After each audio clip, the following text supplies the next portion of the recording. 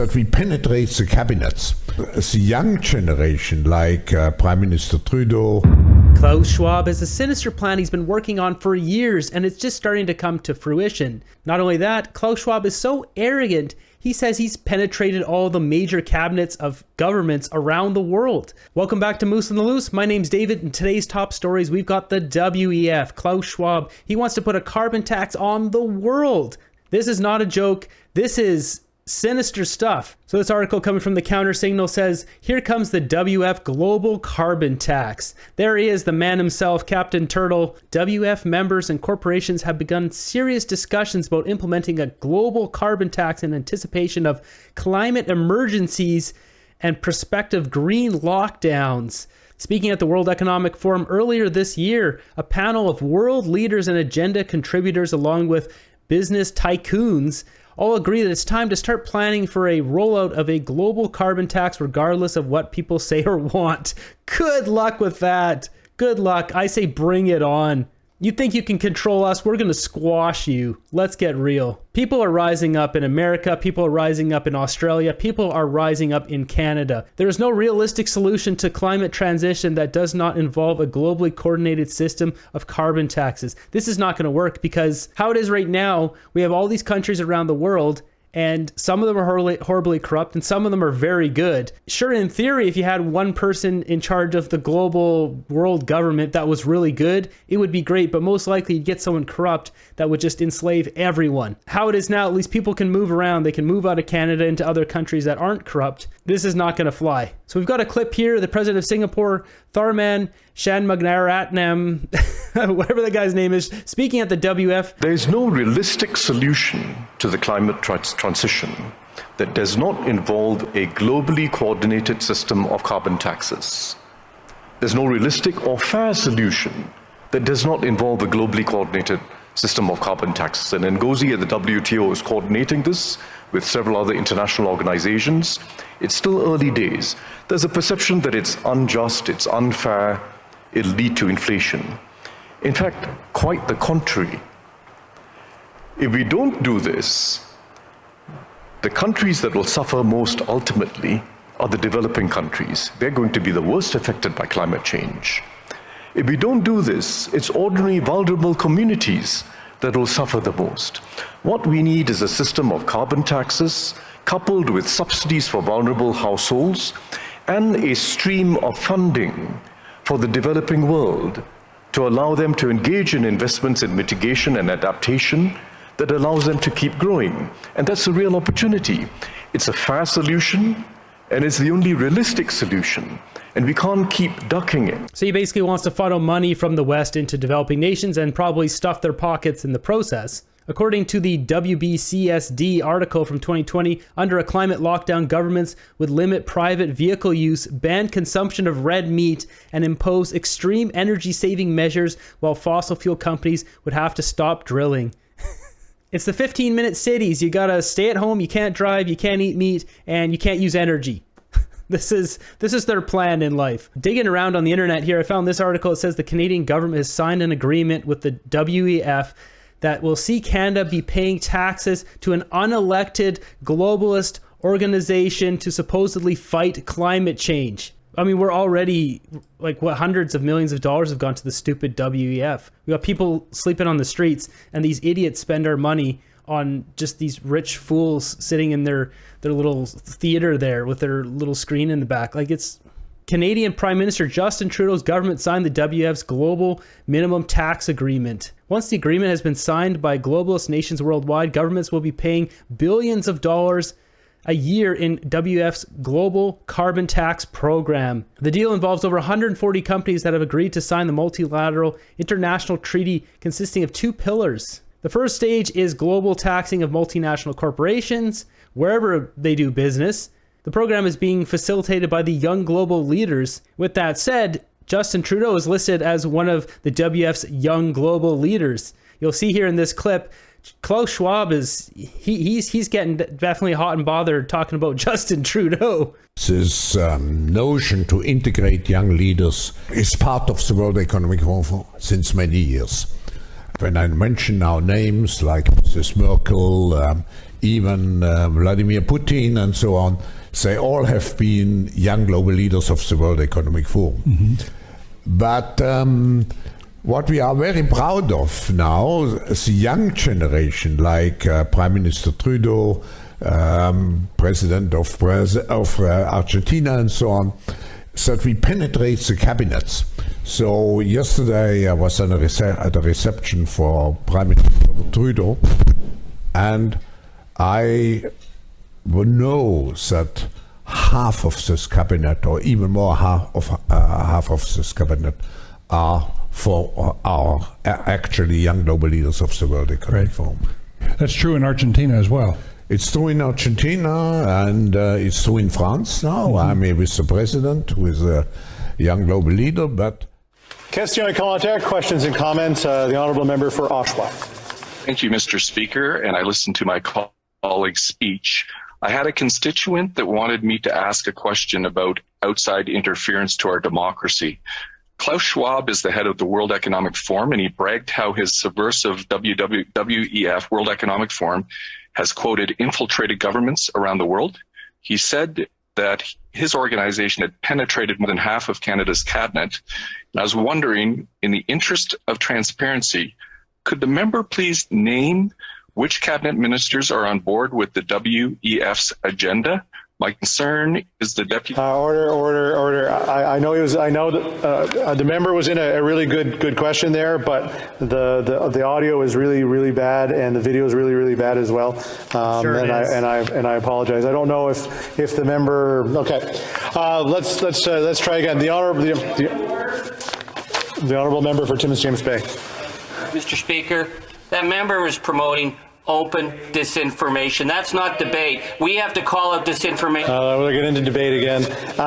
That's ridiculous, man. This is unsettling to say the least, just listening to this guy speak. And let's get real. Klaus Schwab, he hasn't penetrated anyone in 40 years. Let's just get real. Penetrated the cabinet. We've penetrated Trudeau. Yeah, I'm sure you have, buddy.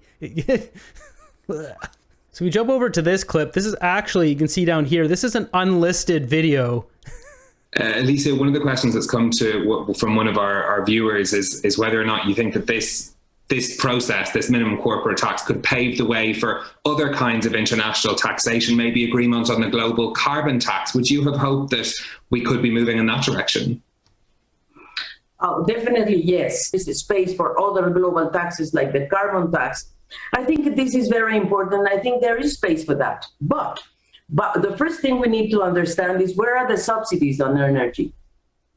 Are the energy subsidies in the developing world? I don't think so. So if we're going to go for a carbon tax, let's make sure that we design a system that, again, is not going to be discriminating against the developing countries. I think this is extremely important, because these countries are looking for industrialization, of course, carbon-free, but you know that is very expensive. Now, how to use the revenues of these taxes? Let me put an example. Are the corporations in the world ready to share patents for carbon-free technologies? Are they ready for that? Because that could be a very good global deal.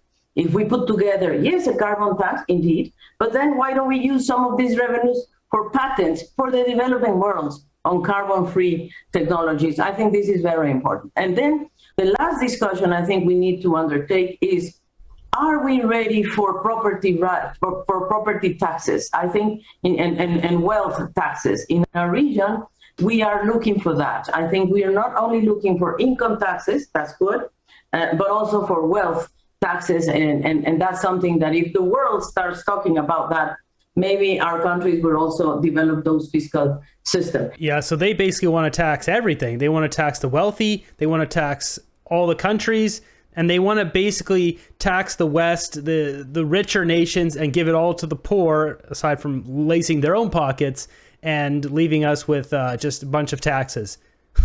To go back to this point, we have to get this into the UN system. You know, my colleague at the Global Alliance for Tax Justice, Derege Alamayehu, always says, if we're not at the table, then we're on the menu. And I think that's the experience of lower income countries far too often when we deal with international tax. Alicia makes a really good point about a carbon tax. The idea of changing the incentives around carbon emissions is very important, and doing that on a worldwide level seems crucial. Ultimately, it comes down to the politics of this.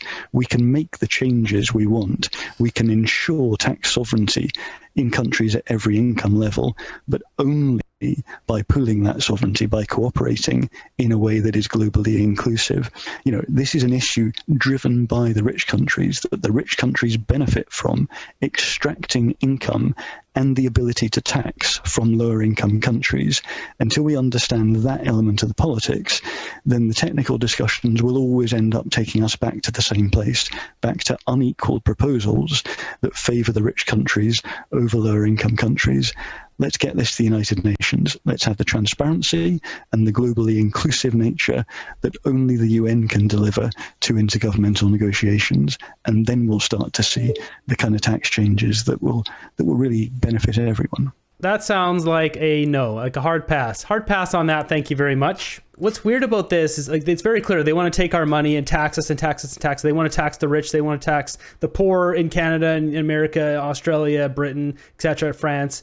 And they want to use this carbon tax dollars in poorer countries. But really, if technologies always get passed down, if Canada and all these Western countries just focus on creating new green technologies, those always get passed down. As they get cheaper, they always move over to the poorer countries, and then they end up getting these technologies for cheap. That's how this works. But they don't want to do it that way. They want to punish all the countries who create these new technologies that actually provide green solutions. These people are corrupt, and they're not for the people. They're just all about lacing their own pockets with cash. And who put them in charge? They think they can put themselves in charge? No, you guys aren't in charge. You guys are in charge of nothing. The gig is up. We know what you guys are doing, and you're getting ousted in every single country currently.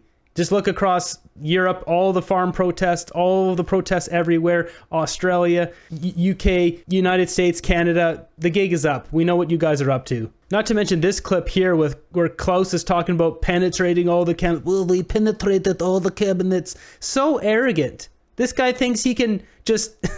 So arrogant, Klaus. FYI, this guy is in the hospital now. It's questionable how his health is these days. 83 years old, Klaus. You're not going to see what happens. This seems very much like this is a coordinated effort with jacking the immigration. It's happening in every single country that's been penetrated by the WEF, and this is a perfect example. This tweet here is a perfect example of that. You've got steal $22 million worth of gold, get out of jail the next day. This is talking about the gold heist that happened almost exactly a year ago at the Toronto airport. They catch the guys, and now what? They're just back out in the street because Trudeau's bail not jail system. Steal $25 million from taxpayers and lie to the government, aka Christian Firth. Get a slap on the wrist. Donate $50 to a trucker, get your bank account seized. Yeah, that's what's going on here. Only in Canada. Well, only in Canada for right now. We're at the tip of it. We're getting the worst of it right now, but this is going to slowly go over to other countries if we don't nip this in the butt right now. Next up, we got a clip here. Nobody believes the Trudeau Liberals about anything anymore. I just wanted to raise one thing with you. You know, your critics say that the Liberals are good at addition, not so good at subtraction. And that right now the cost of servicing the debt in Canada is $46 billion in 2023-24. That's more than, I think, what is spent on the Canada Health Transfer. Your critics say spending measures on top of that are reckless. What do you say to them? Well, I say actually that is economically illiterate and completely ignoring the international comparators. You know, there are some issues where you can have a partisan discussion and you can have different values. Whether a woman has a right to choose or not, there's a real partisan debate. Whether you believe in gun control, a real partisan debate.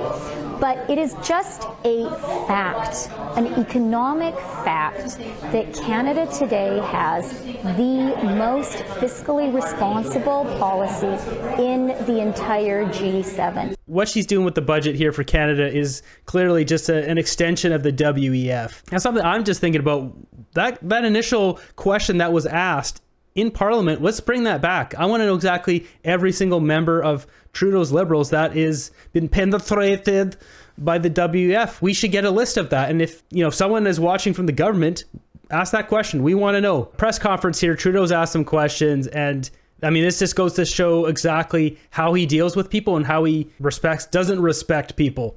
figure out ways to help Canadians directly as necessary. I'd always rather work with provinces, but if we have to, I will go around them and be there for Canadians, because this economy deserves young Canadians getting the support they need. There's that cheese bucket smile we all hate. So yeah, he'll go around the provinces. He's got no respect for Danielle Smith or anyone that goes against him.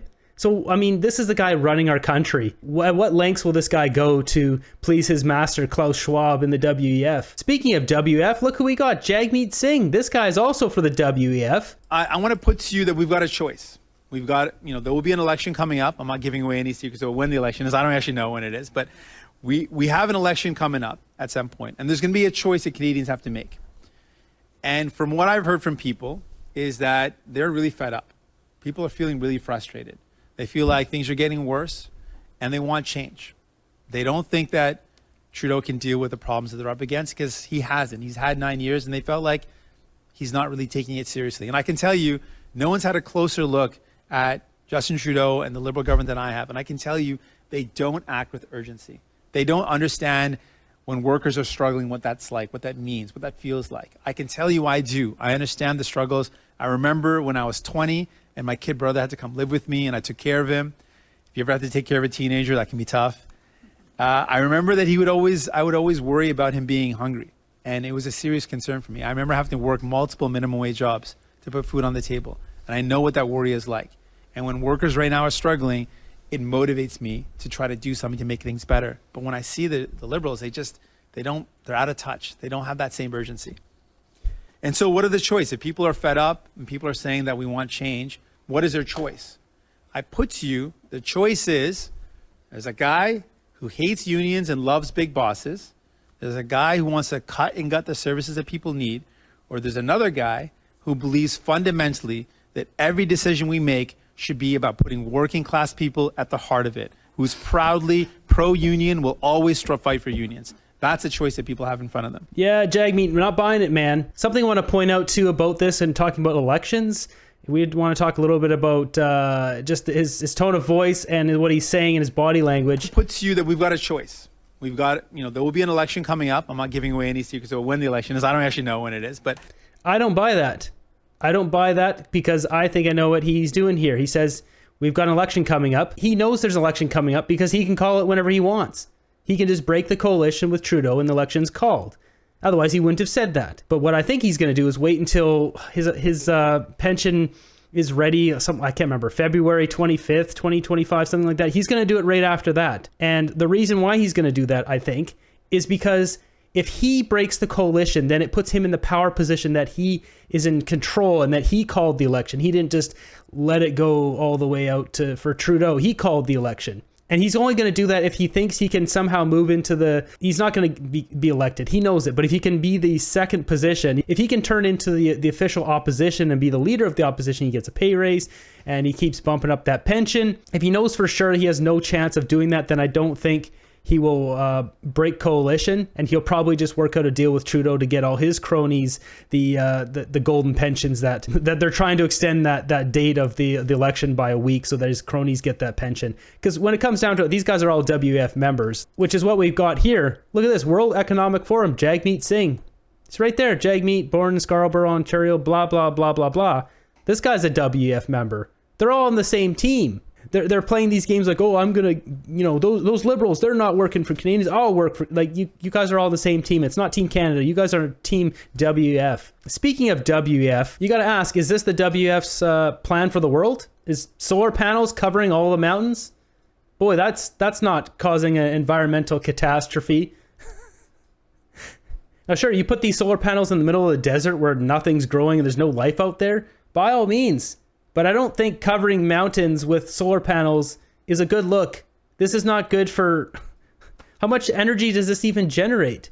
Like a whole block of this is like one house, 2 house, 3 house, 4, 5, 6, 7, 8, 9, 10. What is this, like 100, 200, 300 houses worth of power? Clearly there's got to be better solutions. Or just do this only in the desert where it doesn't disrupt wildlife and doesn't decimate the forests. How is this a greener solution? Jumping over to my FB group here just for a little, make it a little lighthearted here at the end. Who is the most hated person in your life and why did you choose Justin Trudeau? Let me know in the comments down below why you chose Justin Trudeau. I think we all have the same reason here. That's not far off. Sometimes hell is a person. Yeah, it's true. It is true. There we go. This sums it up. Carbon tax rebates, carbon tax. Yep, that's it. We've lost the Muslim vote. It's time to bring out the halal mortgages.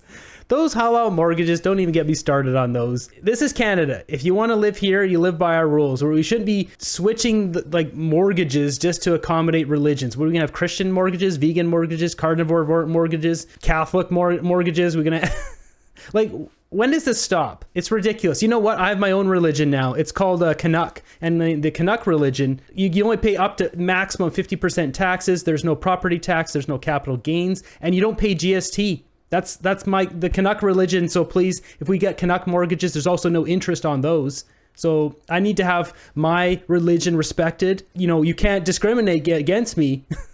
Sometimes I just want to take my $3 and run away. Change, because that's all you have when I'm done. These are hitting a little too close to home here. Justin, Chef, boy, are we screwed. Recession style, beans and hot dogs. Yeah, the budget. That's where we're going to end this episode. Let me know in the comments down below what you think of Klaus Schwab's global carbon tax plan. This is a bunch of nonsense. And people are waking up. This is not going to last. Just give it a year or two. Klaus Schwab won't even be around. His young leaders, they've been penetrated. They're not doing anything. The WEF will be like a fart in the wind. It'll come and gone, and the stink will linger for a bit, but it'll eventually be gone. Thanks for watching to the end of the video here. I greatly appreciate it. Be sure to subscribe. We'll keep fighting for freedom. I'll see you in the next one.